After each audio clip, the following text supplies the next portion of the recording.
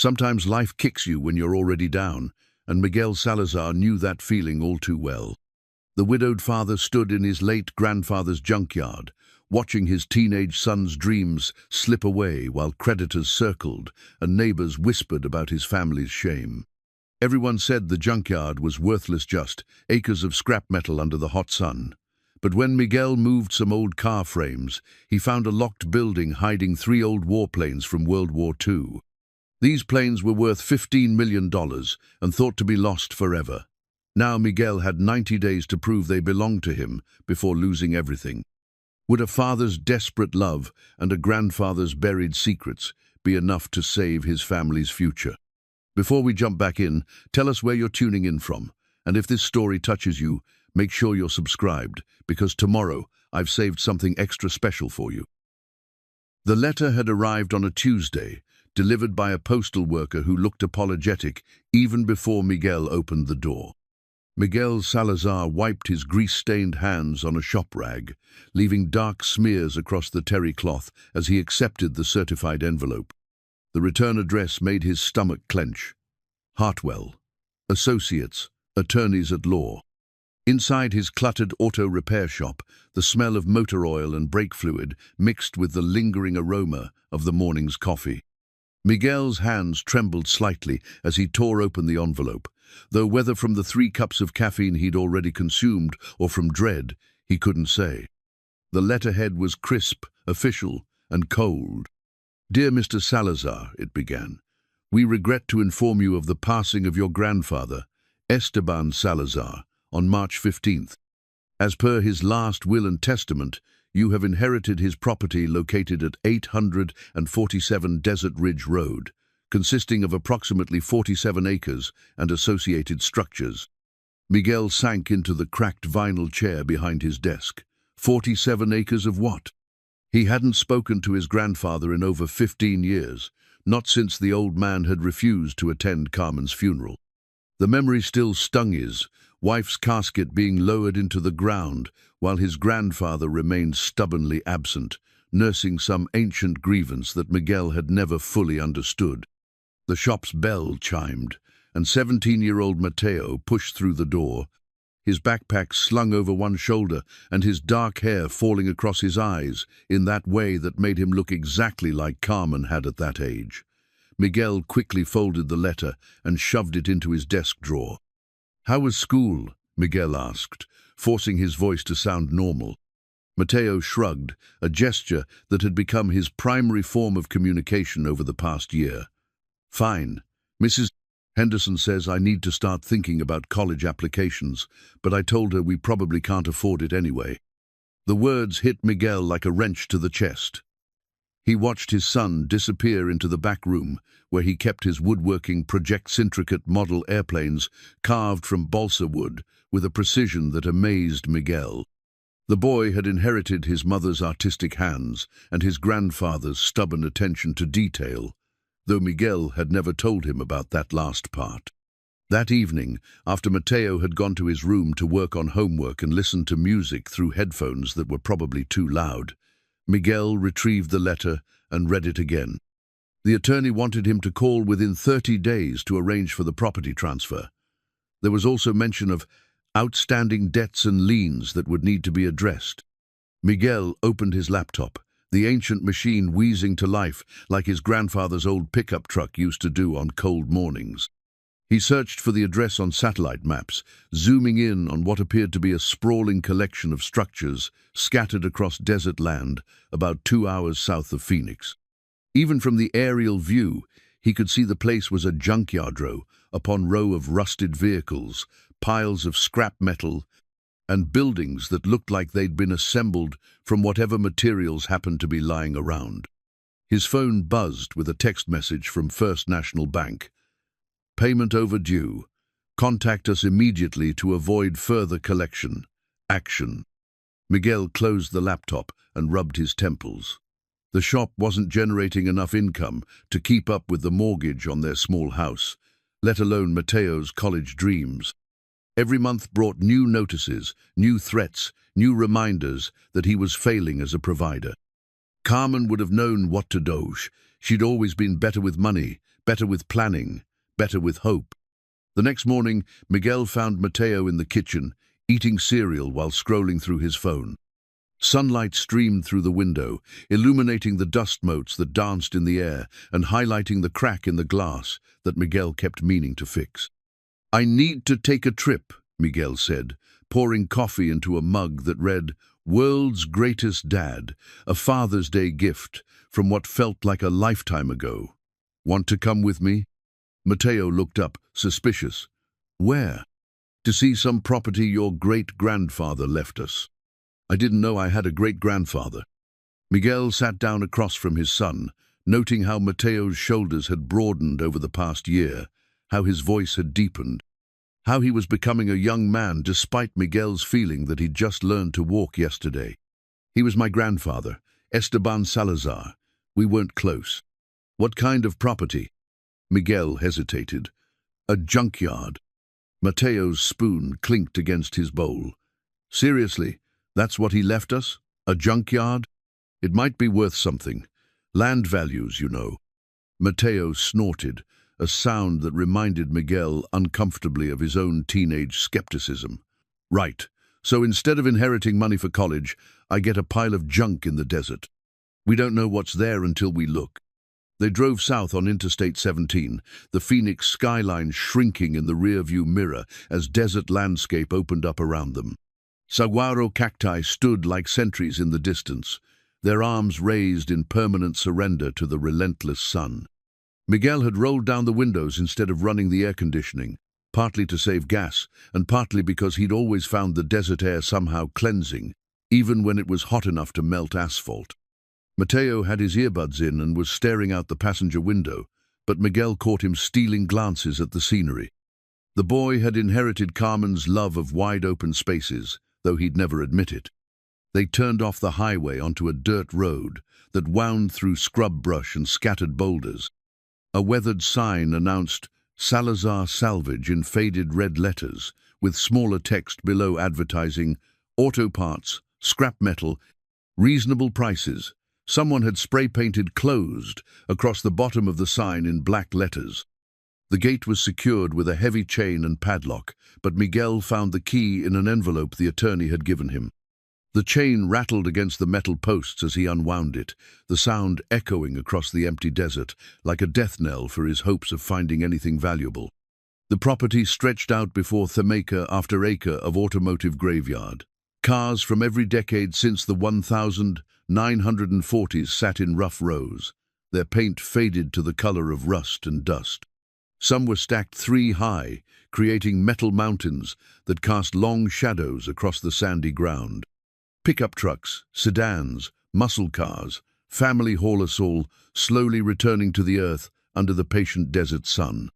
"This is what he left us?" Mateo pulled out his earbuds, his voice filled with disgust. "Look at this place. It's like a car cemetery." Miguel walked between the rows, his boots crunching on broken glass and scattered metal fragments. Despite the apparent chaos, there was an organization to it: domestic cars in one section, imports in another, trucks along the back perimeter. His grandfather had been methodical, even in his hoarding. They found the main building, a corrugated steel structure that might have been white once, but now wore the patina of decades under the desert sun. Inside, the air was stifling and filled with the smell of old motor oil, rubber, and something else. Something that reminded Miguel of his grandfather's cologne, a scent he hadn't thought about in years. Workbenches lined the walls, covered with tools that looked older than Miguel himself. Hand-forged wrenches, precision measuring instruments, and strange devices he couldn't identify. Everything was covered in a fine layer of dust, but beneath it, the tools were clean and well-maintained. His grandfather might have been a pack rat, but he'd taken care of his equipment. "Look at this stuff," Mateo said, picking up a wooden-handled awl with a brass ferrule. "This is like museum-quality craftsmanship." Miguel watched his son examine the tool with the same careful attention he gave to his model airplanes. There was something in Mateo's expressionar recognition, maybe, of quality and purpose. They spent the rest of the afternoon exploring, finding buildings filled with sorted parts, organized by type and year. Engines hung from chain hoists, their components tagged and catalogued. Transmission cases were stacked like cordwood. Shelves held thousands of smaller parts, carburetors, alternators, starter saw labeled with tags written in his grandfather's careful script. He wasn't just collecting junk, Matteo observed as they walked between towering shelves of inventory. He was preserving things, like these cars might be totaled, but all their parts could fix other cars. Miguel felt a strange pride at his son's insight. Maybe there was something here worth preserving, even if it wasn't the instant windfall he'd hoped for. As the sun began to sink toward the western mountains, painting the sky in shades of copper and gold, Miguel found himself standing in the center of the yard, surrounded by the remnants of a lifetime of collecting. His grandfather had spent decades gathering these pieces of automotive history, and Miguel couldn't shake the feeling that there was more to it than simple salvage operation. "We should head back," Matteo said, but his voice lacked its earlier disdain. "It's getting dark." Miguel nodded, but as they walked toward the car, something caught his eye, a glint of metal behind a wall of stacked car bodies, almost hidden in shadow. For just a moment, it looked like something that didn't belong, something that wasn't automotive. "Did you see that?" he asked Matteo. "See what?" Miguel pointed toward the back corner of the property, but the angle of the light had changed, and whatever he'd glimpsed was lost in shadow again. "Nothing," he said. "Just thought I saw something." But as they drove home through the gathering darkness, Miguel couldn't shake the image from his mind. Something large and metallic, hidden behind decades of accumulated vehicles. Something that didn't fit with the rest of his grandfather's carefully organized chaos. Something that might change everything. Miguel couldn't sleep that night. He kept thinking about the glint of metal he'd seen, or thought he'd seen, hidden behind the wall of rusted vehicles. By morning, he'd convinced himself it was probably just another car, maybe an old truck or trailer his grandfather had tucked away. But the image nagged at him like a splinter under the skin. "We're going back," he announced to Matteo over breakfast. His son looked up from his phone, raising an eyebrow. "To the junkyard? Why?" "I want to take another look around. Maybe there's something we missed." Matteo shrugged and went back to his phone, but Miguel caught him packing a water bottle and his camera before they left. Maybe the boy was more curious than he let on. The drive back seemed shorter in daylight, the desert landscape less mysterious and more welcoming under the morning sun. They arrived at the junkyard just as the temperature was beginning its daily climb toward unbearable, the metal gate already warm to the touch. This time, Miguel headed straight for the back corner where he'd seen the mysterious glint. The stacked cars formed a canyon of rust and faded paint, their windows long since shattered by desert storms and the patient work of time. Some had been stripped of useful parts, leaving skeletal frames that cast intricate shadows on the sandy ground. "What exactly are we looking for?" Matteo asked, following his father through the narrow passages between the automotive monuments. "I'm not sure. Something that seemed out of place yesterday." They worked their way deeper into the maze, past cars from the 50s with their elaborate chrome bumpers and tail fins, through a section of 70s, muscle cars with their hoods propped open like hungry mouths. Miguel's grandfather had arranged them roughly by decade, creating an unintentional museum of American automotive design. "Dad, look at this." Miguel turned to find Matteo standing beside a 1967 Mustang Fastback, its blue paint faded but still recognizable. The car was in better condition than most of the others, and someone had carefully covered the interior with a tarp. "He took care of this one," Matteo observed, running his hand along the hood, like he was planning to restore it. Miguel felt another pang of regret about his estrangement from the old man. How many projects had his grandfather worked on alone out here? How many dreams had he pursued in solitude, while Miguel nursed his grievances in Phoenix? They continued deeper into the automotive graveyard, and that's when Miguel saw it again, a flash of something metallic and angular behind a particularly tall stack of car bodies. This time, he was certain it wasn't another vehicle. "There," he pointed, "behind those cars." Matteo squinted in the direction Miguel indicated. I don't see anything. We need to move some of these cars to get a better look. It took them 2 hours of careful maneuvering, using the yard's ancient forklift that Miguel was amazed still ran, to create a gap in the wall of vehicles. The forklift wheezed and groaned like an arthritic old man, but it did the job, lifting rusted hulks and setting them down in new positions. What they revealed took Miguel's breath away. Hidden behind the automotive barrier was a corrugated steel building he hadn't noticed on their first visit. It was larger than the main workshop, probably 60 feet long and 40 feet wide, with no windows and a pair of heavy steel doors secured with 3 separate padlocks. The building looked newer than the rest of the structures, its walls straight and solid despite decades under the desert sun. "What do you think is in there?" Mateo whispered, as if speaking too loudly might disturb whatever secrets the building held. Miguel approached the doors slowly, noting the quality of the locks. They were substantial, the kind used to protect valuable equipment. His grandfather hadn't been protecting junk behind these doors. He pulled out the ring of keys the attorney had given him, a collection of brass and steel that had grown warm in his pocket. Most were clearly for vehicles or standard doors, but 3 keys stood out heavier, more complex, with the kind of precision machining that suggested expensive locks. The first key fit the top padlock perfectly. It turned with a solid click that echoed off the metal walls. The second lock opened just as easily, and the third practically fell off its hasp, as if it had been waiting decades for this moment. Miguel's hands were shaking as he grasped the door handle. Behind him, Mateo had grown completely silent, the weight of anticipation settling over both of them like desert heat. The doors swung open with a groan of protesting hinges, and Miguel stepped into darkness that smelled of oil, canvas, and something else, something familiar but impossible to place. He fumbled along the wall until he found a light switch, and banks of fluorescent fixtures flickered to life overhead. What they illuminated made Miguel question his sanity. 3 aircraft sat in the hangar like sleeping giants, their forms draped in canvas covers that had kept the desert dust at bay for decades. Even covered, their shapes were unmistakably military, the angular wings, the aggressive stance, the purposeful lines that spoke of power and precision. "Holy," Mateo started, then caught himself. "Dad, are those airplanes?" Miguel moved like a man in a dream, approaching the nearest aircraft with the reverence usually reserved for churches or graveyards. The canvas covering was secured with ties that had been carefully knotted, the work of someone who intended to preserve what lay beneath.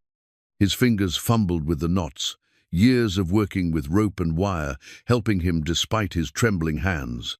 The canvas fell away to reveal something that belonged in a museum, not hidden in a desert junkyard. The aircraft was a fighter plane from World War II, its aluminum skin polished to mirror brightness despite its age. The cockpit canopy was intact, the propeller blades positioned with mechanical precision. Along the fuselage, faded but still visible, were the numbers 44, 83,887, and below that, in smaller letters, Betty's dream. "This is impossible," Miguel whispered. "These things don't just exist in private collections." Mateo had pulled the cover off the second aircraft, revealing another wartime fighter with twin engines and an unusual twin fuselage design that Miguel had never seen before. This one bore the markings 44,65,168 and the name Desert Fox, painted in flowing script below the cockpit. The third plane was different, sleeker, more modern-looking despite its obvious age. When they removed its cover, they found an aircraft painted in navy blue with white stars, its single engine cowling gleaming like jewelry under the fluorescent lights. Miguel walked around the planes in stunned silence, noting details that spoke of careful preservation. The tires were properly inflated, the control surfaces moved freely when touched, and everything was clean and well-maintained. Someone had been caring for these aircraft long after the war had ended. "Dad," Mateo's voice was barely a whisper, "do you know what these are?"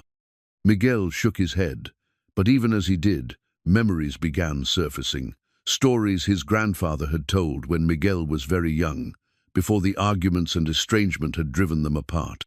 Stories about the war, about planes and pilots, about things that couldn't be spoken of outside the family. "I think," Miguel said slowly, "your great-grandfather had more secrets than we ever imagined." On a workbench along the far wall, he found a manila folder thick with papers. Inside were maintenance logs, fuel consumption records, and correspondence with military surplus dealers that dated back to 1946. The papers were yellowed with age, but perfectly preserved, as if his grandfather had known that someday someone would need to understand what he'd done and why. At the bottom of the folder was a letter written in his grandfather's careful script, addressed simply to "My family." Miguel's hands shook as he unfolded it. "These birds came home from the war broken in spirit if not in body," the letter began. "The government wanted to melt them down for scrap, but I couldn't let that happen. Every rivet, every wire, every piece of aluminum skin represents the courage of young men who gave everything for their country. I saved them not for profit, but for memory. If you're reading this, I hope you'll understand that some things are worth more than money. They're worth preserving for the generations who will never know the sound of freedom flying overhead." Miguel looked up at the three aircraft, seeing them now not as valuable antiques, but as monuments to sacrifice and courage. His grandfather hadn't been hoarding junk, he'd been preserving history. "We need to find out exactly what we have here," he said to Mateo, who was photographing every detail with his phone. "And we need to figure out what to do with them." As they locked the hangar and prepared to leave, Miguel felt the weight of responsibility settling on his shoulders. These weren't just airplanes, they were a legacy, a trust that had been passed down to him whether he deserved it or not. And somewhere in the back of his mind, a small voice was whispering that 3 preserved World War II fighters might just be worth enough money to change his and Mateo's lives forever. Miguel spent that evening hunched over his laptop, squinting at the screen while Mateo worked on homework at the kitchen table. The ancient machine struggled with multiple browser tabs as Miguel researched World War II aircraft, trying to match what they'd found with historical records and auction results. "The twin-engine one looks like a P-82 twin Mustang," he said, reading from a vintage aircraft website. "Says here they only made about 200 of them." Mateo looked up from his calculus homework. "Is that good or bad?" "For rarity, very good. For finding parts or maintenance information, probably very bad." Miguel clicked through dozens of aircraft identification pages, comparing photos to the images Mateo had taken on his phone.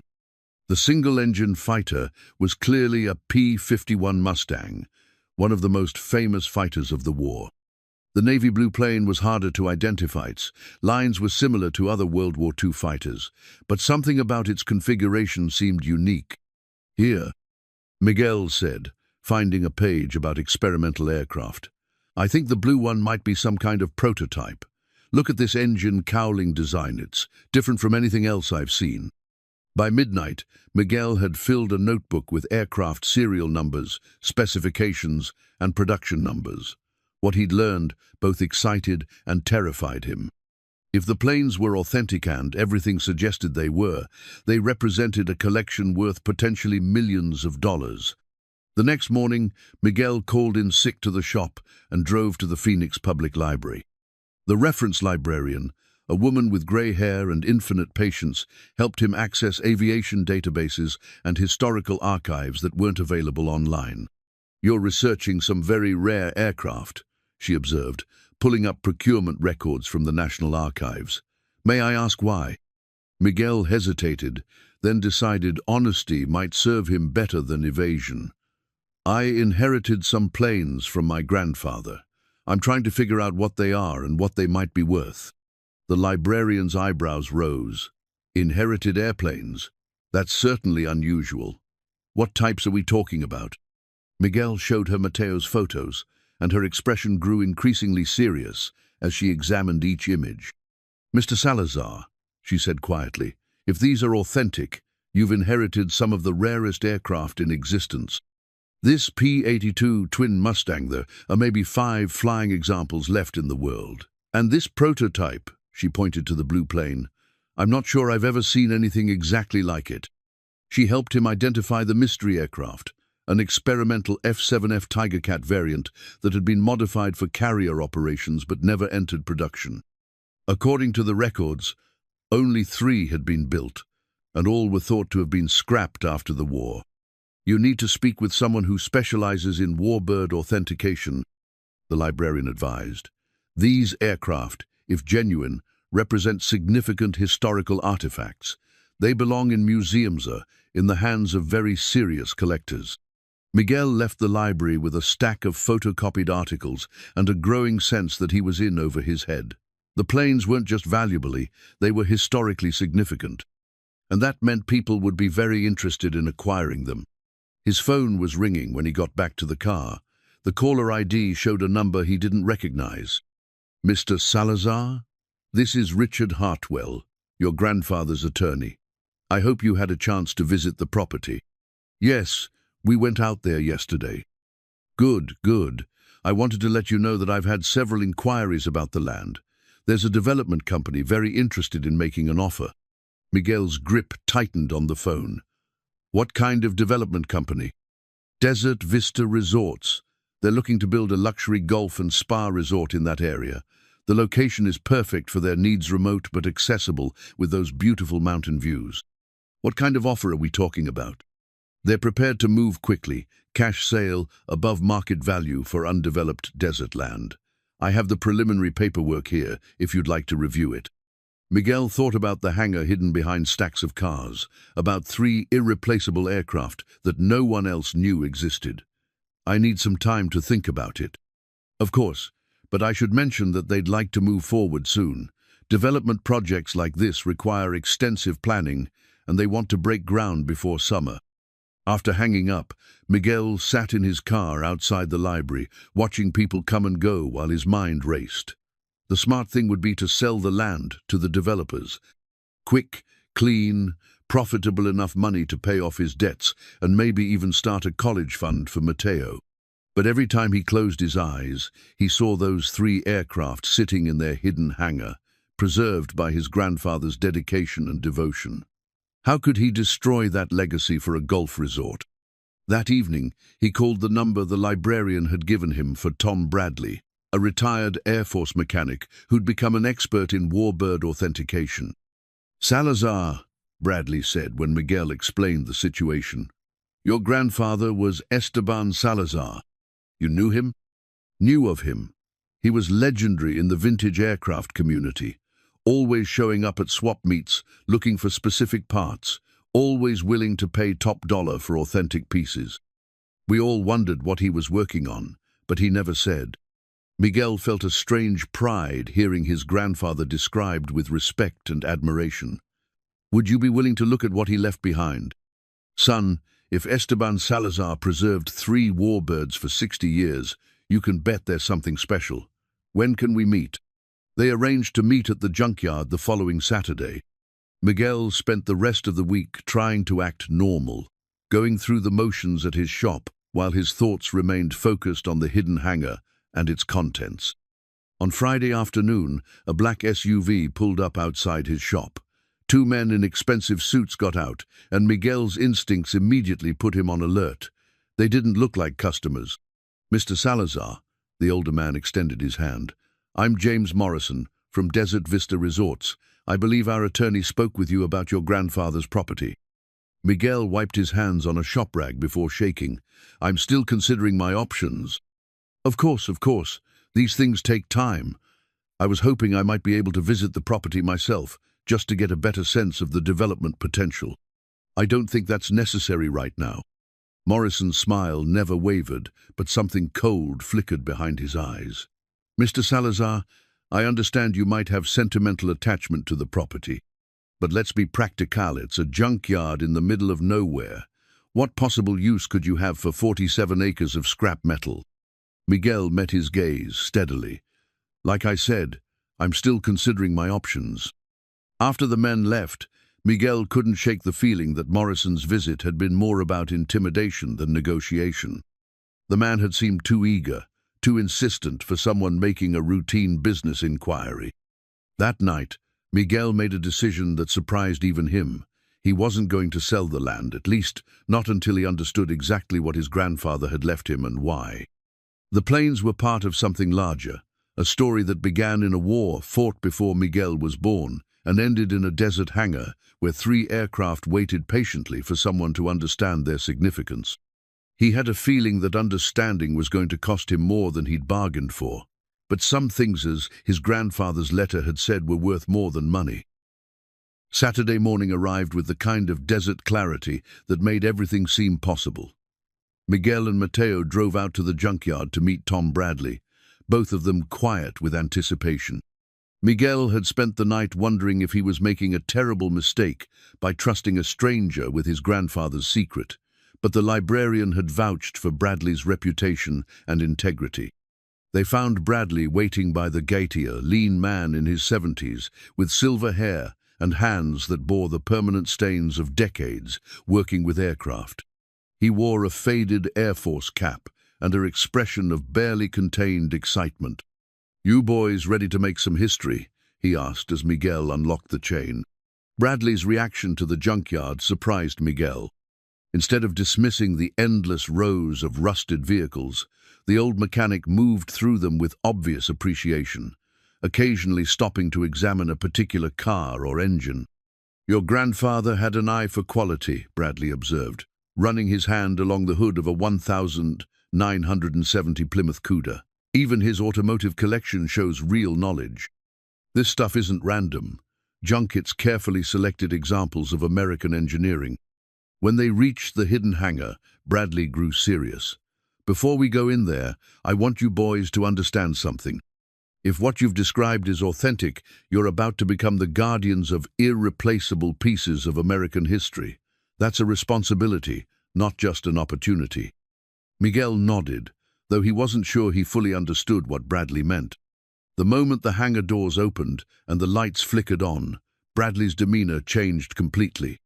He moved toward the nearest aircraft with the reverence of a man entering a cathedral, his eyes taking in every detail of the preserved P-51 Mustang. "Dear God," he whispered, approaching the plane with his hands clasped behind his back, as if he didn't trust himself not to touch it. "She's perfect, absolutely perfect." He walked slowly around the aircraft, noting details that were invisible to Miguel's untrained eye. The condition of the aluminum skin, the authenticity of the paint scheme, the proper placement of every rivet and panel line. "This isn't just a restored warbird," Bradley said, his voice filled with awe. "This is a time capsule. Look at this data plate original factory installation. The engine logs show 0 time since overhaul, dated 1945. Your grandfather didn't just preserve these planes, he maintained them in flyable condition." When Bradley reached the P-82 twin Mustang, he had to sit down on a nearby workbench. His hands were shaking as he examined the aircraft identification plates. "Boys," he said quietly, "do you know what this is?" "A P-82 twin Mustang," Mateo said. "We looked it up online. Not just any P-82. This is tail number 44,65,168, Desert Fox. She was the last twin Mustang to see combat, flying reconnaissance missions over Korea in 1950. She was shot down, presumed destroyed." Bradley's voice grew thick with emotion. "I wrote a paper about this aircraft 30 years ago. She's been listed as missing, presumed destroyed in every historical record." Miguel felt a chill run down his spine. "But she's here." "She's here," Bradley confirmed, "which means your grandfather somehow acquired an aircraft that the military thinks was lost in combat." They moved to the experimental F-7F Tigercat, and Bradley's excitement reached fever pitch.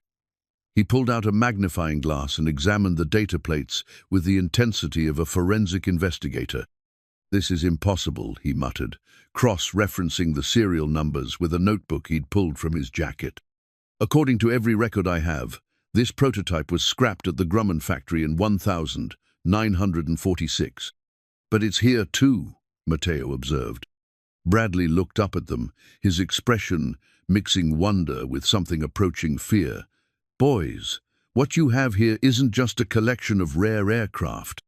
These are planes that, according to official records, don't exist. And that creates a very complicated situation. He spent the next hour documenting everything, photographing data plates, engine serial numbers, and modification details that proved the aircraft's authenticity. When he finally closed his notebook, his expression was grave. "Miguel, I need to ask you something, and I want you to think carefully before you answer. Have you told anyone else about these aircraft?" "Just you. And the librarian helped me research them, but I didn't tell her where they were." "Good. That's very good." Bradley wiped his forehead with a handkerchief. "These planes represent a potential value of $15 to $20 million. But more than that, they're historically significant beyond measure. And that means there are people who would do almost anything to get their hands on them." "What kind of people?" Miguel asked, though he suspected he already knew the answer. "Unscrupulous collectors who don't care about provenance. Military aircraft dealers who work in grey areas.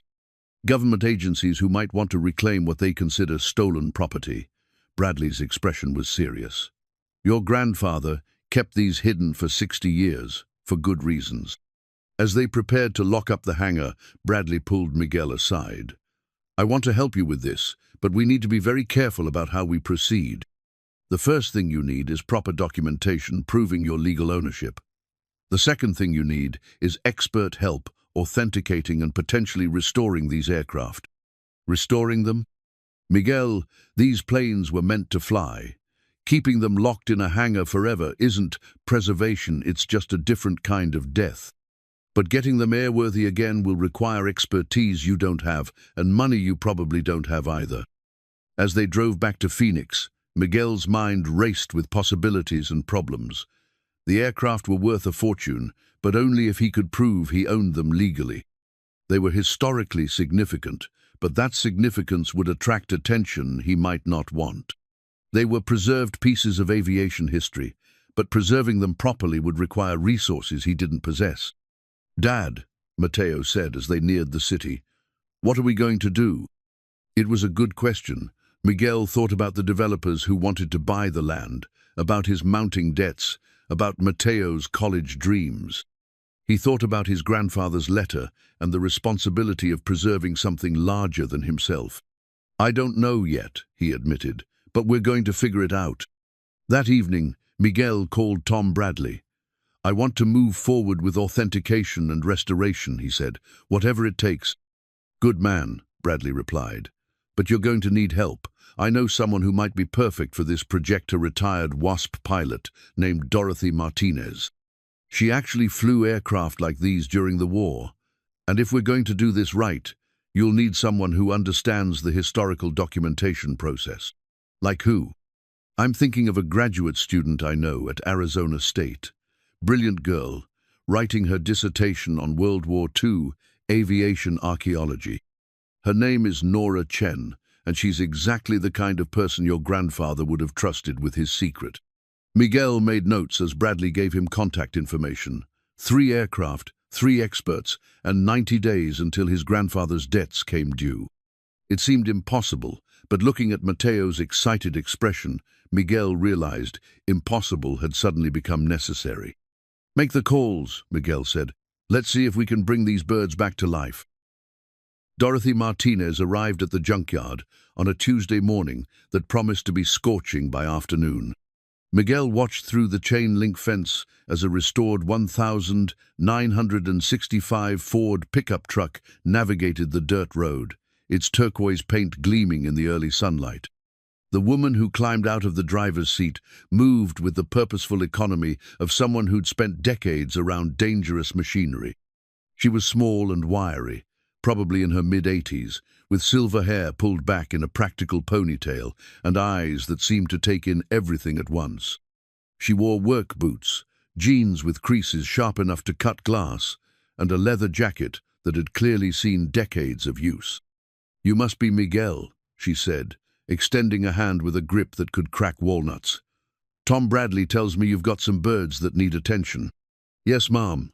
I appreciate you driving out here." Dorothy looked around the junkyard with obvious approval. Reminds me of the aircraft boneyard at Davis, Monthon. Your grandfather knew how to organize things properly. She paused, studying Miguel's face. You look like him, you know. Same stubborn jawline. You knew my grandfather? Esteban Salazar? Hell yes, I knew him. We had some dealings over the year. She'd call me when he needed specific parts or technical information. Never told me what he was working on, but I always suspected it was something special. Her eyes gleamed with curiosity. Tom says you found his project.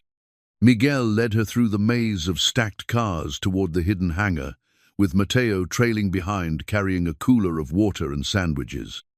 The desert heat was already building, and Miguel could see heat waves shimmering off the metal surfaces around them. When the hangar doors opened and the lights revealed the three preserved aircraft, Dorothy Martinez did something Miguel hadn't expected. She laughed. Not with humor, but with pure joy, the sound echoing off the metal walls like music. "You magnificent old bastard," she said to the empty air, presumably addressing Miguel's grandfather. "You actually did it." She approached the P-51 Mustang first, her practiced eye immediately cataloging details that meant nothing to Miguel, but clearly spoke volumes to her.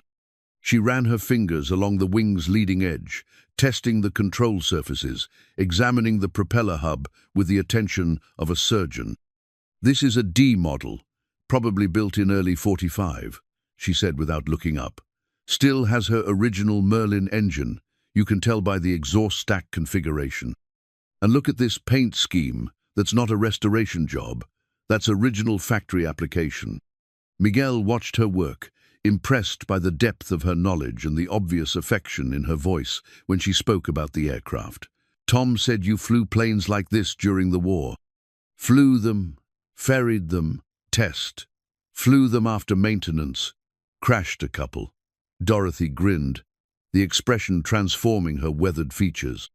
"I was with the WWII Women Air Force Service pilots. We flew everything the Air Force had, delivering new aircraft from factories to bases, towing targets for gunnery practice, testing repaired planes to make sure they were safe for the boys to fly." She moved to the P-82 twin Mustang, and her demeanor grew more serious. "Now this is something special. I only flew one of these, and only once.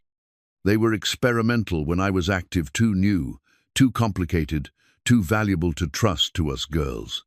The bitterness in her voice was decades old but still sharp. "But you could fly it now?" Mateo asked. Dorothy looked at the teenager with amusement. "Son, a pilot never forgets how to fly. The question isn't whether I could, it's whether these old bones should." When she reached the experimental F-7F Tiger Cat, Dorothy fell silent. She walked around the aircraft twice before speaking, her expression growing increasingly amazed. "Miguel, do you understand what this is?" Tom said it was some kind of prototype. "It's the holy grail of carrier aviation development." Dorothy pulled out reading glasses and examined the data plates. "This is the F-7F-3N variant. They were trying to create the ultimate night fighter for carrier operations. Twin engines, radar intercept capability, cannon armament. Only 3 were ever built." She opened a folder she'd brought with her, revealing pages of handwritten notes and photocopied technical documents. "I've been researching your grandfather's activities since Tom called me. Esteban wasn't just a collector, he was connected to people inside the military who shared his passion for preserving aviation history." Miguel felt pieces of a puzzle beginning to come together. What kind of people? Test pilots, mechanics, even some officers who believed these aircraft were too important to scrap. After the war, there was enormous pressure to destroy experimental aircraft to prevent the technology from falling into enemy hands.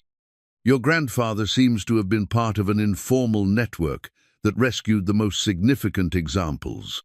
Dorothy showed Miguel her research files, which contained correspondence between his grandfather and various military personnel dating from 1946 to 1980. The letters spoke in coded language about preservation projects and historical documentation, but the meaning was clear. Esteban Salazar had been systematically saving aircraft that would otherwise have been destroyed. "The question," Dorothy said, closing the folder, "is what we do with them now." "We want to restore them," Mateo said before Miguel could answer. "Make them flyable again." Dorothy smiled at the boy's enthusiasm. "That's a noble goal, but it's not simple.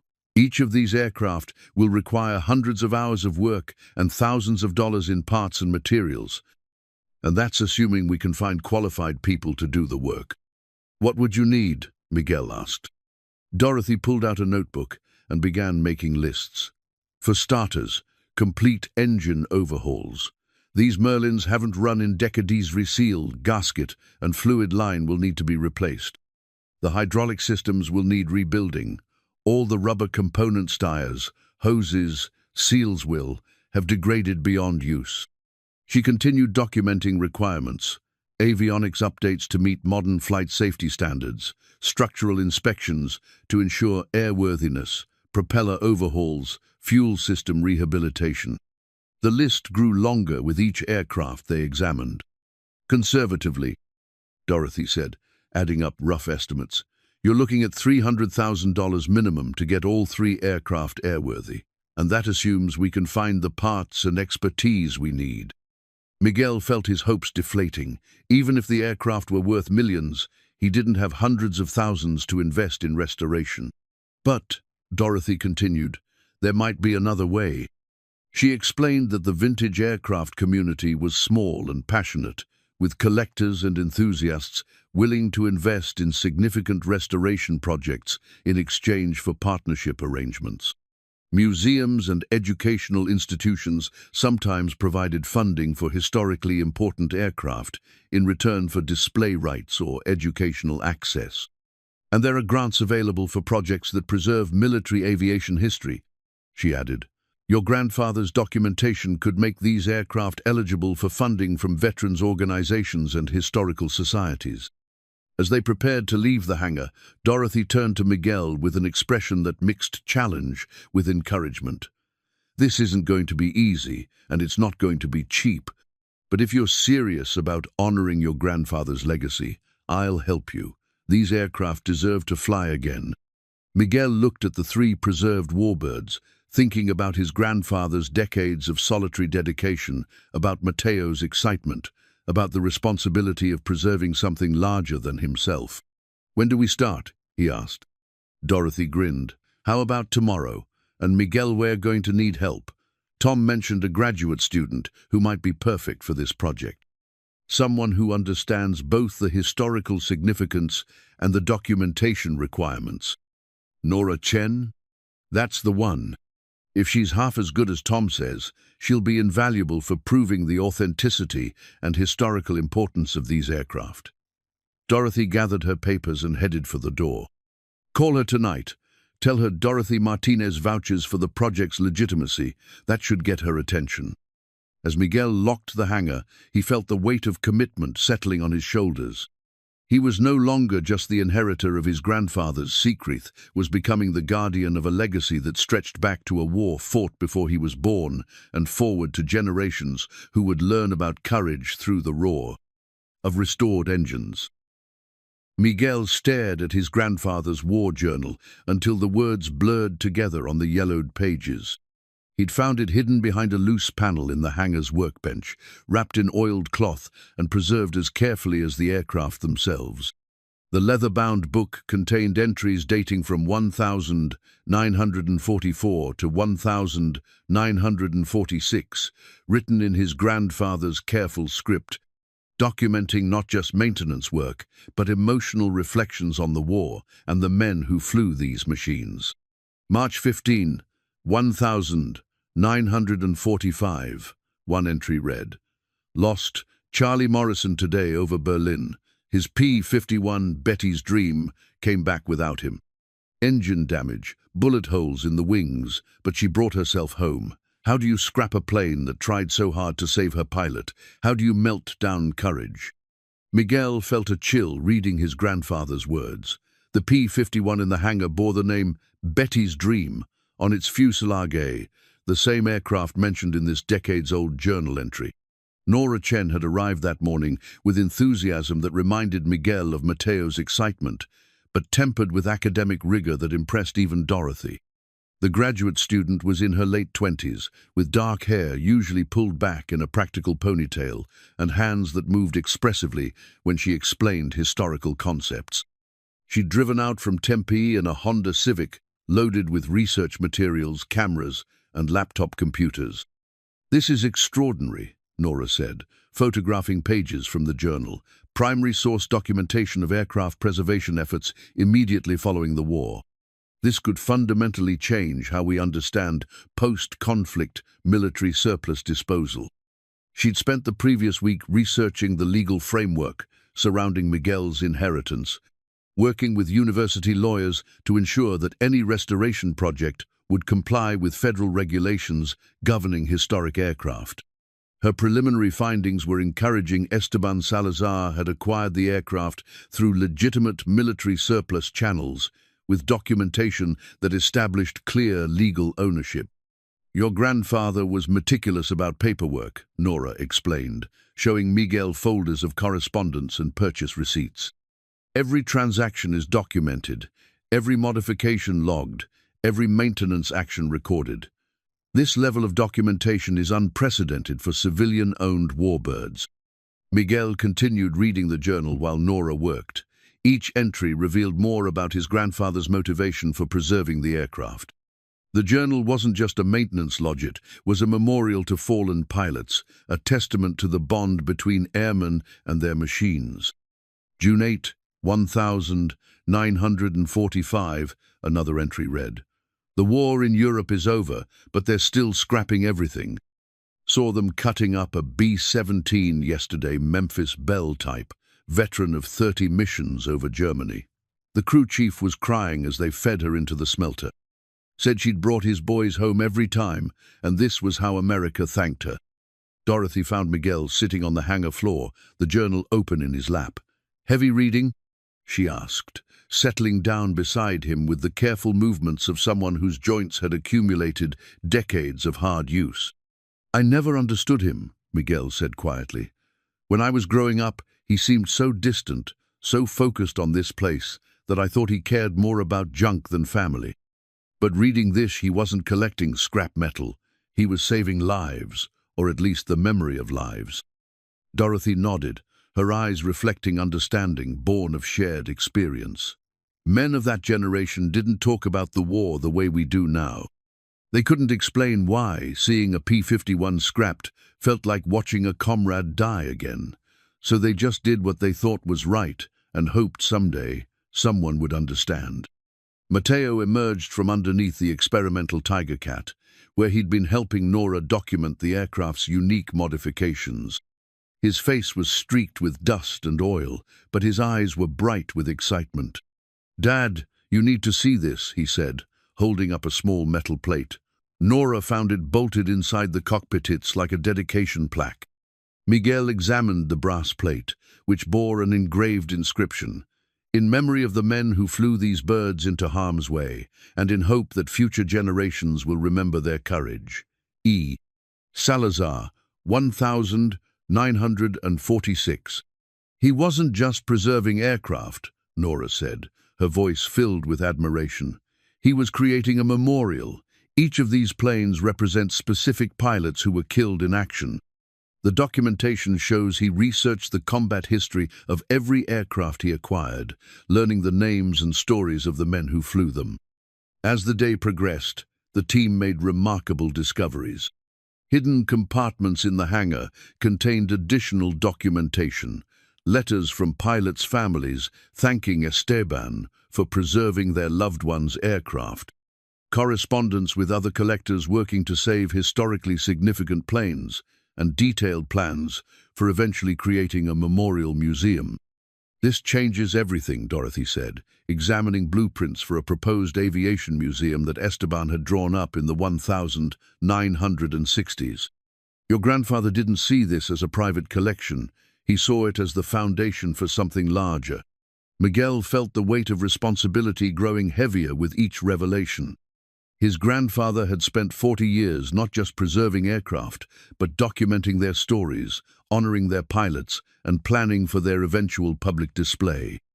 The hidden hangar wasn't just storage, it was a shrine to sacrifice and heroism. "We can't just restore these planes," Miguel said, looking around at his unlikely team. "We have to honor what he was trying to do." Nora's research had revealed another crucial detail. The experimental Tiger Cat was the only surviving example of its type, making it not just valuable, but historically irreplaceable. Museums around the world would pay enormous sums for the opportunity to display such a rare aircraft. "But there's a problem," Nora said, showing Miguel correspondence she'd discovered. "Word is getting out about the discovery. I've received 3 calls this week from aircraft brokers asking about rare warbirds in Arizona. Someone is spreading information about what you've found." Dorothy's expression grew serious. The vintage aircraft community is small. News travels fast, and not everyone in the business operates ethically. If the wrong people learn about these planes... She was interrupted by the sound of vehicles approaching the junkyard. Through the hangar's small windows, Miguel could see 2 black SUVs parking near the gate. "Expecting company?" Dorothy asked. Miguel shook his head, but he recognized one of the vehicles. That's the developer who wants to buy the land. They watched as James Morrison and 3 other men got out of the SUVs. Even from a distance, Miguel could see that these weren't development consultants. They moved with the purposeful confidence of people accustomed to getting what they wanted through intimidation. "They're not here about real estate," Dorothy observed grimly. "Not with that kind of backup." Miguel felt his stomach tighten as the implications became clear. Someone had told Morrison about the aircraft, and the developer's interest in the land had nothing to do with building a resort. He wanted the planes. "We need to get out of here," Nora said, already packing her research materials. "If they find us in here with the aircraft..." "No," Miguel said firmly. "This is my property, and these are my grandfather's planes. I'm not running." Dorothy studied the approaching men through the window. "Miguel, those aren't businessmen coming to negotiate. They're here to take what they want, and they probably don't care much about legal niceties." As the men approached the hangar, Miguel made a decision that surprised even him. He wasn't going to let anyone intimidate him into abandoning his grandfather's legacy. But he also wasn't stupid enough to face 4 hostile strangers without backup. "Mateo, call Tom Bradley," he said quietly. "Tell him we need help now." "Dorothy, is there another way out of here?" "There's a back door that leads to the workshop," she replied. "But Miguel..." "I'm not leaving these planes undefended," Miguel said, his grandfather's stubbornness asserting itself across generations. "But I'm also not letting my son get hurt because of my decisions." Outside, the men had reached the hangar doors. Miguel could hear Morrison's voice, no longer friendly and persuasive, but cold and demanding. "Mr. Salazar, we know you're in there. We need to talk." The pounding on the hangar doors echoed through the metal building like gunshots. Miguel's heart hammered as he realized Morrison and his men weren't going to wait for an invitation. Through the small window, he could see them examining the heavy padlocks that secured the entrance. "Back door now," Dorothy whispered urgently, but Miguel held up his hand. "Wait," he said, pulling out his phone. "I want to record this." "Miguel, this isn't the time for evidence gathering," Nora protested. But he was already activating his phone's video camera. The sound of metal on metal filled the air as Morrison's men began working on the locks with what sounded like bolt cutters. Miguel positioned himself where he could film through the window while staying out of sight. "Mr. Salazar," Morrison called out, his voice carrying the authority of someone accustomed to being obeyed. "I know you're in there. We found the aircraft registration numbers in your grandfather's files. We need to discuss ownership issues." Miguel's blood ran cold. Aircraft registration numbers. His grandfather's files. How had Morrison gotten access to private documents? The first lock gave way with a sharp snap, followed quickly by the second. As Morrison's men worked on the third lock, Miguel caught sight of something that made his breath catch. One of the men was wearing a military-style tactical vest, and another carried what looked like legal documents. "This isn't a shakedown," Miguel whispered to the others. "They think they have legal claim to the planes." The hangar doors swung open, flooding the space with desert sunlight. Morrison entered first, followed by three men who definitely weren't real estate developers. The leader was tall and thin with silver hair and the bearing of a career military officer. Behind him came two younger men who moved with the efficient alertness of private security. "Mr. Salazar," Morrison said, spotting Miguel immediately. "I'm glad you decided to stay. We have a great deal to discuss." Miguel stepped forward, keeping his phone's camera recording despite his trembling hands. "This is private property. You're trespassing." The military-looking man laughed, a sound without humor. "Private property? Mr. Salazar, these aircraft were stolen from the United States government in 1946. Your grandfather was a thief, and you're in possession of stolen federal property." "That's a lie," Miguel said, but even as he spoke, doubt crept into his voice. His grandfather's journal had mentioned acquiring aircraft through unofficial channels. The man pulled out a folder thick with official-looking documents. "I'm Colonel William Foster, retired Air Force. I've spent 30 years tracking down aircraft that went missing from military surplus operations after World War II.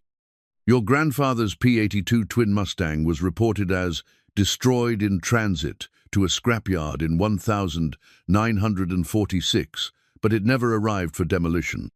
Foster approached the twin Mustang, running his hand along its wing with the familiarity of ownership. "Serial number 44-65,168, Desert Fox."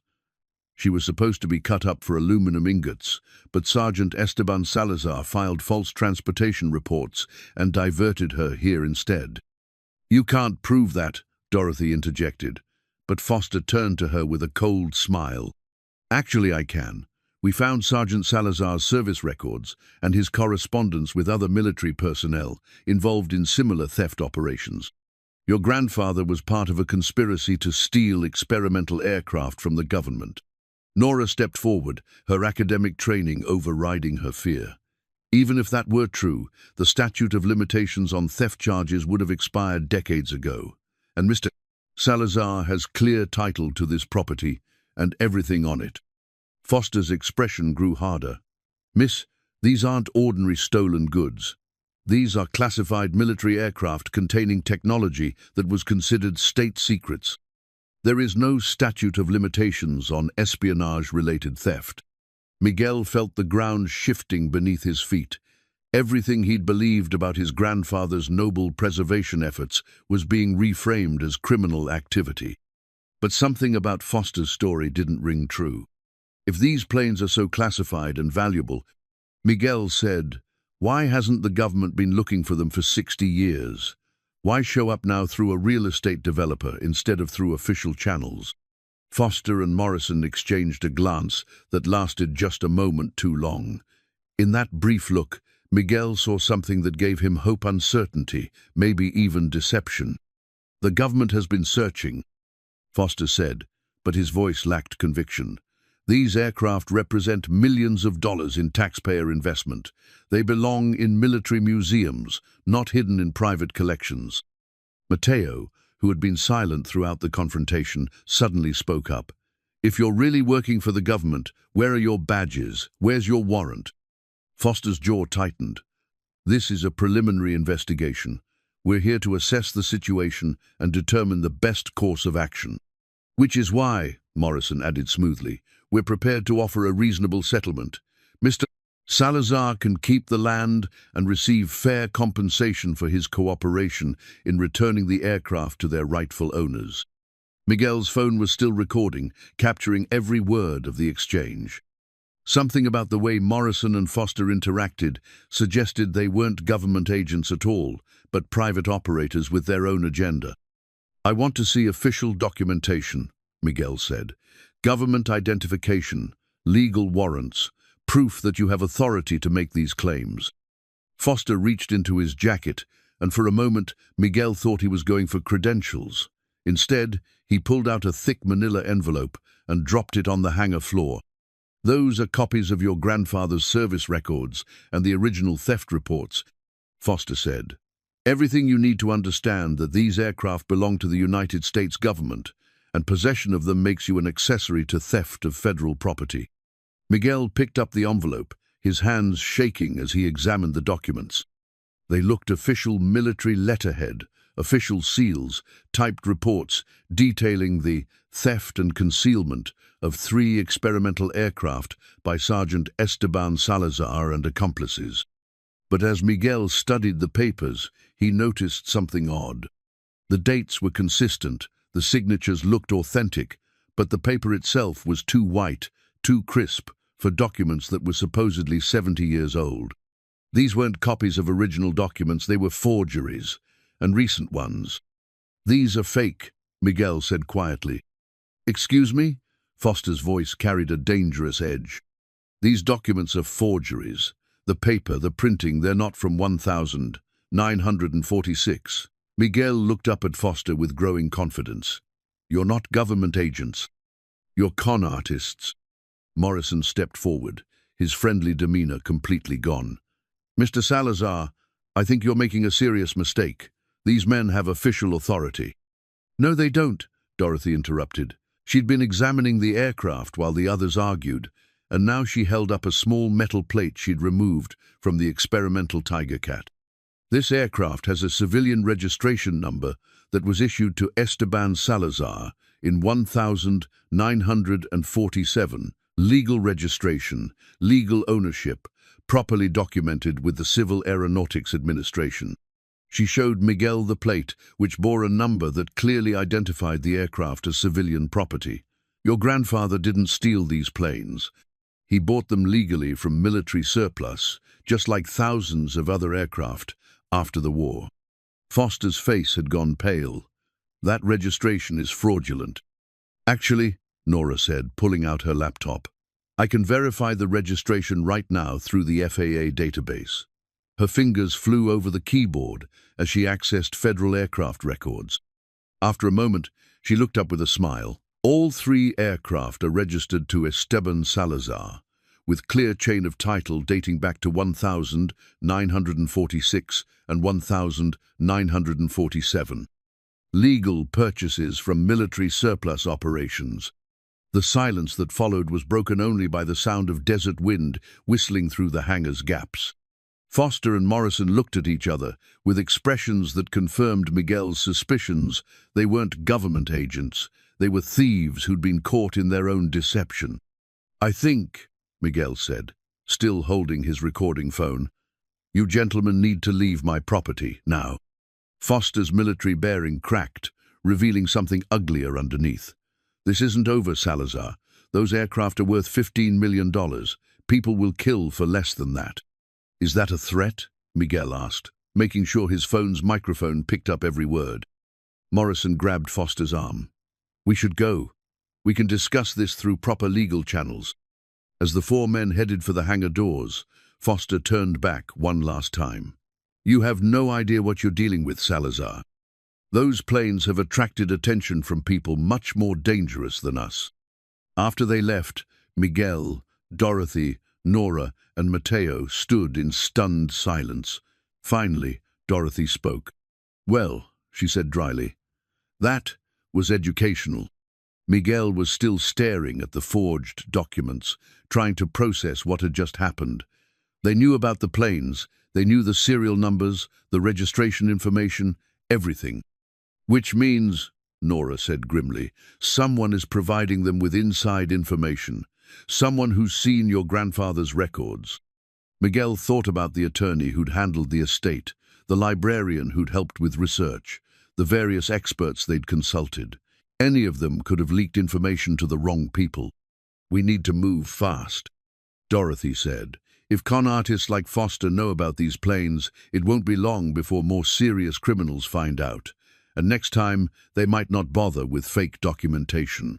Miguel looked at the 3 preserved aircraft, understanding for the first time that his grandfather's secret was no longer secret. The hidden hangar had been discovered, the aircraft's existence was known to dangerous people, and his family was now a target. But his grandfather's ownership documents were real, the aircraft were legally his, and Miguel was determined not to let anyone steal his family's legacy through intimidation or fraud. "We're going to restore these planes," he said firmly, "and we're going to do it fast, before anyone else tries to take them away from us." The workshop hummed with activity as dawn broke over the desert. Miguel had converted his grandfather's main building into mission control for the restoration project, with Dorothy coordinating engine work, Nora managing historical documentation, and Mateo applying his woodworking skills to fabricating replacement wing panels. They had exactly 37 days until the foreclosure deadline, and every hour counted. Tom Bradley had arrived before sunrise, with a trailer full of specialized tools and 2 additional mechanics he trusted completely. The vintage aircraft community had rallied around the project once word spread about the authentication and legal threats. Donations of labor, parts, and expertise flowed in from collectors and enthusiasts across the Southwest. "The P-51's Merlin engine is in better shape than we hoped," Dorothy reported, her hands black with oil as she emerged from underneath the cowling. "Your grandfather must have preserved it with cosmoline. Everything internal is perfect. We can have her running within the week."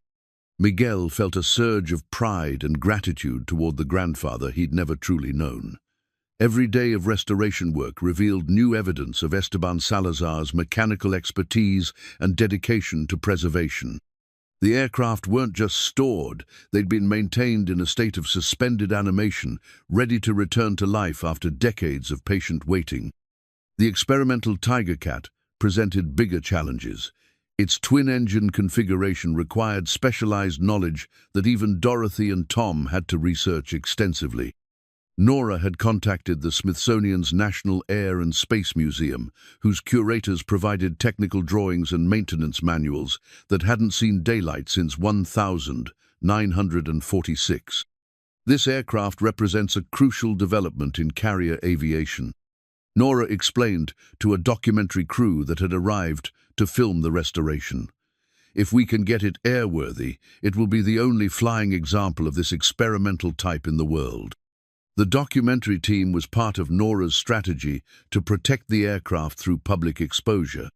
The more people who knew about the legitimate restoration project, the harder it would be for criminals like Foster to make future claims against the planes.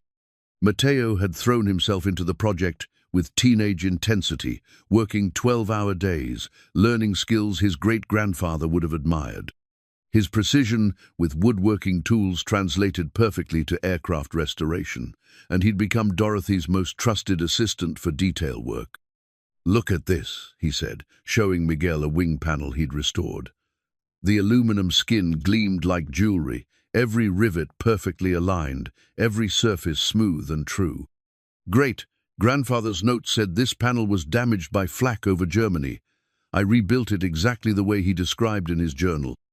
Miguel watched his son work with tools that had belonged to 3 generations of Salazar men, seeing connections that stretched across decades of family history. Whatever happened with the restoration, Mateo had found something valuable in the processor connection to his heritage and pride in skilled craftsmanship. But not everything was going smoothly. On day 23, Miguel arrived at the junkyard to find that someone had tried to break into the hangar during the night. The locks hadn't been breached, but tool marks around the door frames showed that professionals had attempted entry. "They're getting bolder," Tom Bradley observed, examining the scratches in the metal. "And more sophisticated. These aren't the same amateurs who tried to con you with fake documents." Miguel had installed security cameras after Foster's visit, but whoever had attempted the break-in had avoided the camera angles with precision that suggested surveillance and planning. The message was clear: someone was watching the restoration project and waiting for an opportunity. "We need to accelerate the timeline," Dorothy said during their daily planning meeting. "If we can get at least one aircraft flying and documented publicly, it becomes much harder for anyone to claim ownership or steal them quietly." The team focused their efforts on the P-51 Mustang, Betty's dream, which was closest to airworthy condition. Working in shifts around the clock, they rebuilt the engine, restored the hydraulic systems, and updated the avionics to meet modern safety requirements while preserving the aircraft's historical authenticity. Miguel's auto repair shop had become secondary to the restoration project.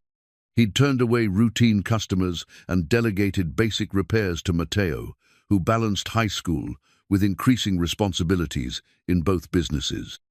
The financial pressure was enormous parts, and materials for the restoration were expensive, and Miguel's regular income had virtually disappeared. We could sell one of the aircraft to fund restoration of the other two, Nora suggested during a particularly difficult week when money ran short. Even a non-flying P-51 would bring enough money to complete the project.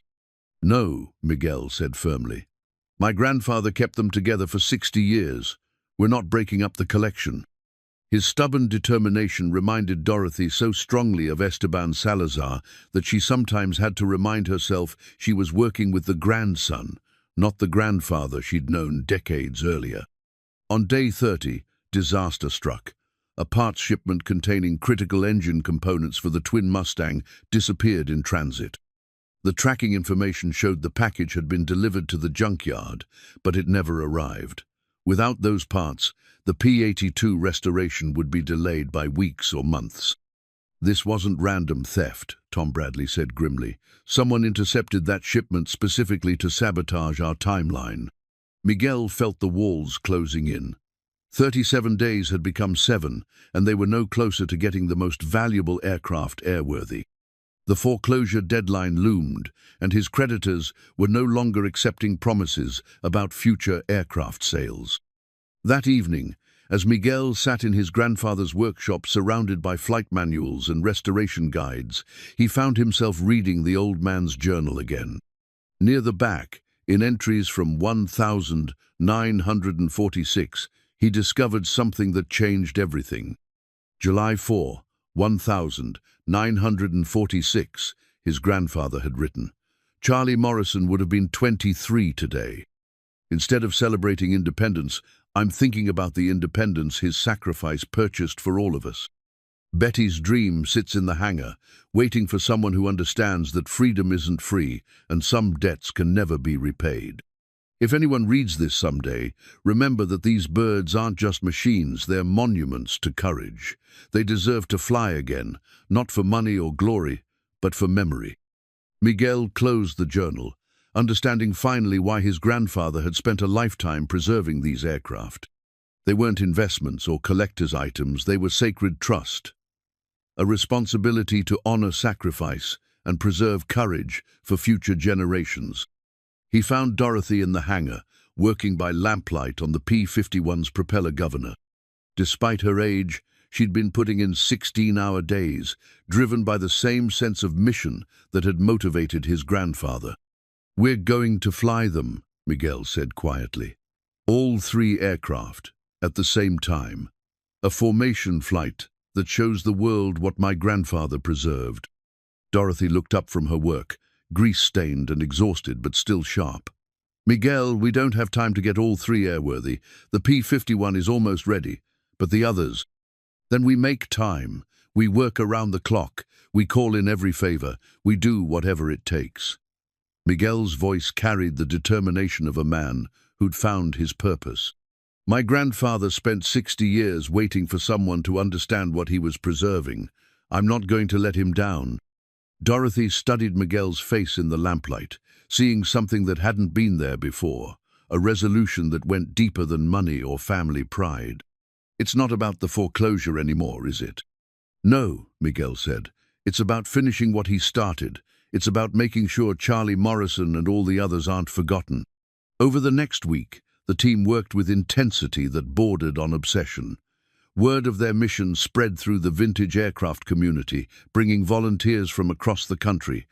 Retired Air Force mechanics, aviation historians, and warbird enthusiasts descended on the junkyard like a military operation. The breakthrough came when Mateo discovered a cache of original parts hidden in a sealed container behind the workshop. His great-grandfather had stockpiled spare components for decades, anticipating exactly the kind of restoration they were attempting. "Look at this," Mateo said, showing Miguel precision, machined engine parts still in their original packaging. He saved everything we need to finish the twin Mustang.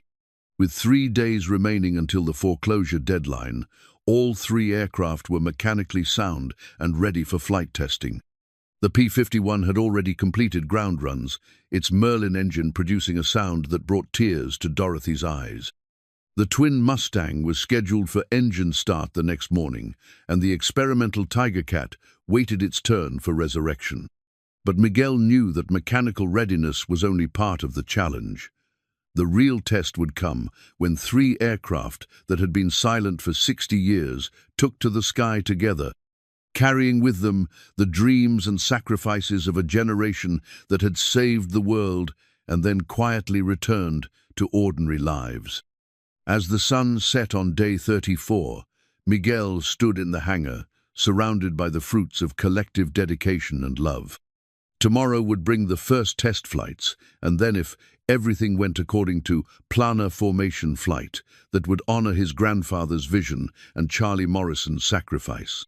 The aircraft gleamed under the work lights, no longer museum pieces but living machines, ready to reclaim their place in the sky. Miguel felt his grandfather's presence in the hangar, not as a ghost, but as a continuation, a legacy that connected past courage to present determination and future memory. 3 days to save not just the junkyard, but the dreams of men who had flown these same aircraft into history. Dawn broke over the desert with a kind of crystalline clarity that made every detail sharp and present. Miguel stood on the improvised runway they'd cleared through the junkyard, watching the sun paint the mountains in shades of copper and gold. Behind him, 3 restored aircraft sat ready for their first flights in over 60 years, their polished aluminum skin reflecting the morning light like mirrors. The media had arrived before sunrise, reporters from aviation magazines, local television crews, and documentary filmmakers who understood they were witnessing something extraordinary. Word of the restoration project had spread through social media and aviation forums, drawing spectators from across the Southwest. Cars lined the dirt road leading to the junkyard, their occupants setting up cameras and folding chairs in the desert scrub. Dorothy emerged from the P-51's cockpit wearing a flight suit that looked like it might have seen service during the actual war. At 83, she moved with the careful precision of age, but her eyes held the bright alertness of a pilot ready to fly. "Betty's dream is ready," she announced, pulling off her flight helmet to reveal hair that had been carefully pinned up in a style reminiscent of the 1940s. "Fuel is topped off. Engine temperatures are perfect, and all systems are go." Miguel felt his throat tighten with emotion. Seeing Dorothy in the cockpit of his grandfather's P-51 created a connection that spanned generations, a living link between the young woman who had ferried fighters during the war and the preserved aircraft that had waited decades for this moment. Tom Bradley completed his final inspection of the twin Mustang, running his hands along the propeller blades with the reverence of a man touching history. "Both engines are running smooth as silk," he reported. "Your grandfather maintained these birds like they were going to fly tomorrow." The experimental Tiger Cat presented the greatest challenge. No pilot alive had experience with its unique characteristics, forcing them to rely on original test pilot reports and engineering specifications. A retired Navy test pilot named Jack Morisono, relation to the Charlie Morrison mentioned in the grandfather's journal, had volunteered to make the first flight based on his experience with similar experimental aircraft. "She's an unknown quantity," Morrison admitted, adjusting his parachute harness. "But the engineering is sound. And if she was safe enough for test pilots in 1946, she's safe enough for this old fool in 2024. Nora moved between the aircraft with cameras and recording equipment, documenting every detail of the historic moment. Her dissertation had evolved into something much larger, a comprehensive study of post-war aircraft preservation that would redefine how historians understood civilian contributions to aviation heritage. "This is unprecedented," she said, photographing Dorothy's pre-flight inspection. 3 experimental or rare aircraft, preserved in flyable condition for 60 years by a single individual. Your grandfather created the most significant private aviation museum in American history. Mateo stood beside his father, wearing one of his great-grandfather's original flight helmets that Dorothy had found in the workshop. The leather was cracked with age, but the boy wore it with pride that made Miguel's chest swell with emotion. "Are you ready for this?" Miguel asked his son. "I've been ready my whole life," Mateo replied, though he'd only learned about the aircraft 6 weeks earlier. "I just didn't know it until now." The first engine start sent a sound across the desert that hadn't been heard in decades. The P-51's Merlin engine coughed once, twice, then settled into the distinctive roar that had once filled the skies over Europe and the Pacific. Spectators applauded spontaneously, understanding they were hearing something extraordinary. Dorothy advanced the throttles carefully, feeling the aircraft's response after 60 years of silence. The propeller bit into the thin desert air, and Betty's dream began to move forward under her own power for the first time since 1946. "Control, this is Betty's dream requesting permission to taxi," Dorothy radioed, using call signs they'd established with the local flight control tower. "Betty's dream, you are cleared to taxi. Good luck making history." The P-51 moved down the improvised runway with mechanical precision, every system functioning exactly as designed. Miguel watched through binoculars, noting how naturally Dorothy handled the aircraft despite decades away from military fighters. The twin Mustang started next, its twin engines producing a harmony of sound that resonated across the junkyard like mechanical music. Tom Bradley's years of restoration work showed in every smooth operation, hydraulics responding instantly, control surfaces moving with perfect precision, engines running with the reliability of Swiss watches. "Desert Fox is ready for taxi," Tom reported, his voice tight with emotion. Finally, the experimental Tiger Cat roared to life. Its distinctive engine note was different from the others, deeper, more aggressive, with an undertone that spoke of experimental power and untested capabilities. Jack Morrison's decades of test pilot experience showed in his careful, methodical approach to the unfamiliar aircraft. "Experimental 7 is systems go," Morrison reported. "All parameters normal, ready for taxi and takeoff." Miguel stood at the edge of the runway, watching 3 pieces of aviation history prepare for resurrection. Around him, hundreds of spectators held their breath, understanding they were about to witness something that connected them directly to the courage and sacrifice of World War II aviators. The morning air was perfect for flying, calm, cool and clear, with visibility that stretched to the mountains 50 miles away. If his grandfather's spirit was watching, Miguel thought, he couldn't have asked for better conditions for the flight he'd dreamed about for 60 years. "This is it," Dorothy's voice crackled over the radio. "Formation flight of a lifetime, 60 years in the making. Let's take these birds home." The P-51 lifted off the desert runway like a bird remembering how to fly. Dorothy's touch on the controls was sure and gentle, feeling the aircraft respond to her commands with the precision its builders had designed into every rivet and wire. As the Mustang climbed into the morning sky, 60 years of silence ended with the roar of a Merlin engine singing its ancient song of power and freedom. "Betty's dream is airborne." Dorothy's voice carried pure joy across the radio frequency. "All systems nominal, climbing to pattern altitude." Miguel watched through his grandfather's binoculars as the P-51 banked gracefully above the junkyard, its polished aluminum skin catching the sunlight like a silver arrow. The sight brought tears to his eyes, not just for the mechanical achievement, but for the vindication of his grandfather's faith that someday these aircraft would return to their natural element. The twin Mustang followed 2 minutes later, Tom Bradley's steady hand guiding the unique fighter off the runway with the confidence of a pilot who understood the aircraft's quirks and capabilities.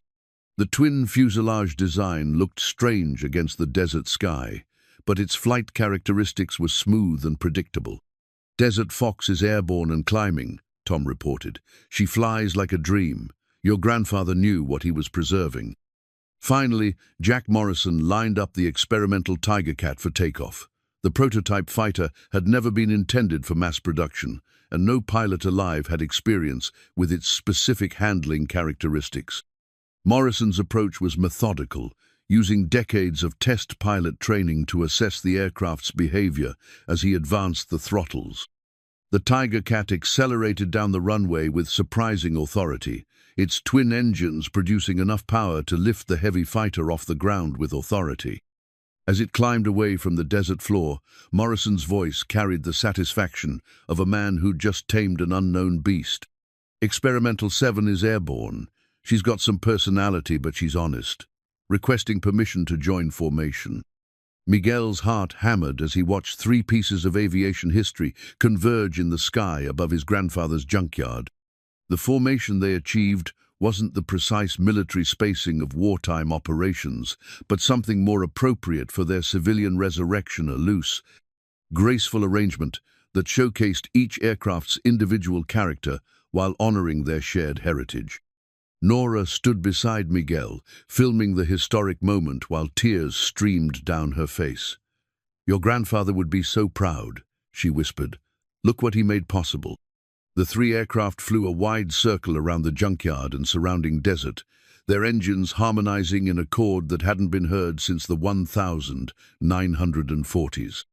Spectators on the ground applauded and cheered, but Miguel barely heard them. His attention was fixed on the sky, where his family's legacy soared on aluminum wings that his grandfather had lovingly preserved for this exact moment. "Formation Salazar, this is Phoenix approach." The air traffic controller's voice carried professional respect. "You have priority handling for your historic flight. Recommend heading 270 for best photographic opportunities over Camelback Mountain." The 3 aircraft turned west toward Phoenix, flying low enough for ground observers to appreciate their details, but high enough to clear the desert mountains safely.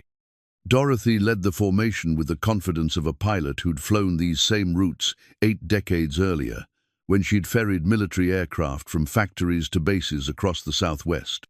As they approached Camelback Mountain, the formation tightened slightly, creating the kind of photographic opportunity that would grace aviation magazines for decades. The experimental Tiger Cat flew slightly high and to the right, its unique configuration clearly visible. The twin Mustang held position on the left, its twin fuselages creating an unmistakable silhouette. And leading them all, Betty's Dream flew with the grace of an aircraft that had been born to rule the sky. Miguel watched through binoculars as the formation passed over suburban Phoenix, knowing that thousands of people below were looking up at aircraft most of them had never seen outside of museums. The sight connected the present to a time when such formations had been common, when young men had flown similar aircraft into combat and changed the course of history. "This is what he wanted," Miguel said aloud, thinking of his grandfather's journal entries and decades of patient preservation. Not just to save the aircraft, but to let them fulfill their purpose. The formation flight continued for 45 minutes, covering the valley from Scottsdale to Glendale before turning back toward the junkyard. Each pilot reported perfect mechanical performance, engines running smoothly, all systems functioning normally, fuel consumption within expected parameters. As they approached for landing, Dorothy's voice carried deep satisfaction. "Formation Salazar requesting permission to land. Mission accomplished." "Formation Salazar, you are cleared to land. Welcome home." The 3 aircraft landed in the same order they'd taken off, each pilot greasing their touchdown on the improvised desert runway with the skill of professionals honoring irreplaceable machines. As the engines wound down to silence, the crowd of spectators erupted in sustained applause that echoed off the surrounding mountains. Miguel ran toward the aircraft as the pilots shut down their engines, his heart full of gratitude and pride. Mateo was right beside him, wearing his great-grandfather's flight helmet and grinning with the kind of joy that comes from witnessing dreams made real. Dorothy climbed out of the P-51's cockpit with the careful movements of age, but her face glowed with the satisfaction of a pilot who'd just completed the flight of a lifetime. She pulled off her helmet, revealing hair that had come loose from its careful pinning, and looked at Miguel with eyes that sparkled with achievement. "Your grandfather's birds have remembered how to fly," she said simply, "and they are magnificent." 6 months later, Miguel stood in the same spot where he'd first watched his grandfather's aircraft take flight. But the junkyard had been transformed. What had once been chaotic rows of rusted vehicles was now the Salazar Aviation Heritage Museum, with carefully maintained exhibits showcasing the evolution of American aviation technology from the 1940s through the present day. The 3 restored warbirds occupied positions of honor in a new climate-controlled hangar that preserved them while allowing public access. Visitors could walk around the aircraft, read about their histories, and listen to audio recordings of Dorothy Martinez describing what it felt like to ferry such fighters during World War II. "We had 4,700 visitors last month," Nora reported, consulting the tablet computer that managed the museum's operations. Her dissertation had become the foundation for the museum's historical interpretation, and she'd accepted a permanent position as chief curator after completing her doctorate. Miguel nodded, but his attention was focused on a group of elementary school children who were listening with rapt attention as Mateo explained the mechanical principles that made the P-51's Merlin engine so effective. His son had become one of the museum's most popular volunteer guides, combining technical knowledge with the enthusiasm of someone who'd helped restore the aircraft with his own hands. The successful formation flight had attracted national attention, bringing aviation enthusiasts, military historians, and potential investors from across the country.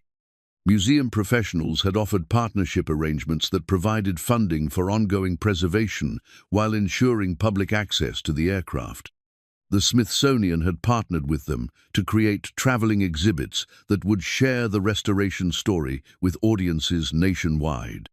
But perhaps most importantly, the restored aircraft had generated enough revenue through museum admissions, educational programs, and aviation events to secure the property permanently. The foreclosure threat that had once seemed insurmountable was now just an unpleasant memory, replaced by financial stability that honored both Esteban Salazar's legacy and the family's future. Dorothy emerged from the experimental Tiger Cat's cockpit, where she'd been conducting one of her popular living history presentations for a group of military veterans. At 84, she showed no signs of slowing down, maintaining all 3 aircraft in airworthy condition and flying demonstration flights for special events.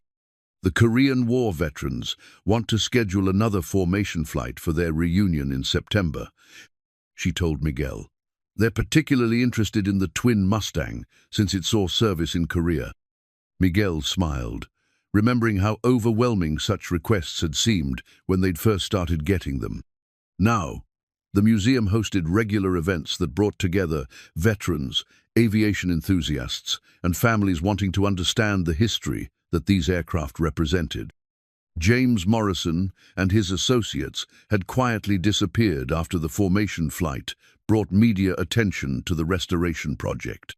Legal experts had examined their forged documents and concluded they'd been part of an elaborate fraud designed to intimidate Miguel into selling the aircraft far below their actual value. The publicity surrounding the museum's success had made any further attempts at deception impossible. The success had also brought unexpected connections to Miguel's family history. Veterans organizations had helped identify Charlie Morrison, the pilot whose P-51 had become Betty's dream. His family had attended the museum's grand opening, bringing with them photos and personal items that now formed part of the permanent exhibit honoring his sacrifice. "Your grandfather saved more than just aircraft," Charlie Morrison's nephew had told Miguel during the dedication ceremony. "He saved the memory of men who gave everything for their country. Charlie would be proud to know his plane is still inspiring young people to understand the cost of freedom." Miguel walked through the museum's exhibits, noting details that connected past sacrifice to present opportunity. A section dedicated to the women Air Force Service pilots featured Dorothy's personal memorabilia, alongside technical displays about the aircraft she'd flown. Another exhibit explored the post-war aircraft surplus program that had made his grandfather's preservation efforts possible.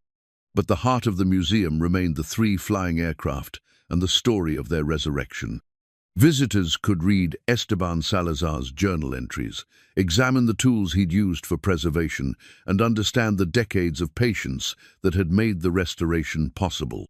Mateo had thrived in the museum environment, discovering aptitudes for both mechanical work and public speaking that surprised even Miguel. The teenager who'd once complained about inheriting a pile of junk now spoke passionately about preserving aviation heritage for future generations. "I've been thinking about college programs in aviation technology," Mateo told his father as they locked up the museum for the evening. "Maybe aerospace engineering, with a focus on historic preservation." Miguel felt a familiar pride watching his son plan a future that honored both education and family tradition. The boy wore one of his great-grandfather's original work shirts, modified to fit his teenage frame, and carried himself with confidence that came from meaningful work and purpose. Nora joined them for the evening walkthrough, checking security systems and ensuring the aircraft were properly secured for the night. Her relationship with Miguel had developed slowly and naturally, built on shared commitment to the museum's mission and mutual respect for the legacy they were preserving.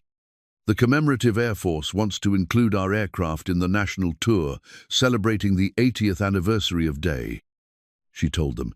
"It would mean flying the formation to air shows across the country, sharing the story with audiences who might never visit Arizona." Miguel considered the proposal, thinking about his grandfather's vision of preserving these aircraft for education and inspiration. The tour would expose thousands of people to the story of civilian aviation preservation, possibly inspiring others to save historic aircraft in their own communities. As they prepared to leave, Miguel took one last look at the 3 aircraft that had transformed his family's life. In the soft light of the hangar's security lamps, they seemed ready to fly again at a moment's notice, living machines rather than static museum pieces. His grandfather's letter was displayed in a place of honor near the entrance, its words having taken on deeper meaning through the restoration process. "Some things are worth more than money they're worth preserving, for the generations who will never know the sound of freedom flying overhead." Miguel had learned that the sound of freedom wasn't just about aircraft engines or military history. It was about having the courage to honor the past while building something meaningful for the future. It was about understanding that the greatest treasures aren't always made of gold or silver, but of memory, purpose, and the unbreakable bonds between generations. Walking out into the desert evening, Miguel could hear the distant sound of a commercial airliner passing overhead, its lights blinking against the stars. Somewhere up there, passengers were traveling to destinations his grandfather could never have imagined, carried aloft by technology that traced its lineage back to the aircraft preserved in the hangar behind him. The circle was complete, but the story would continue as long as there were people willing to remember that freedom, like the aircraft that defended it, required careful preservation and constant dedication to keep it flying.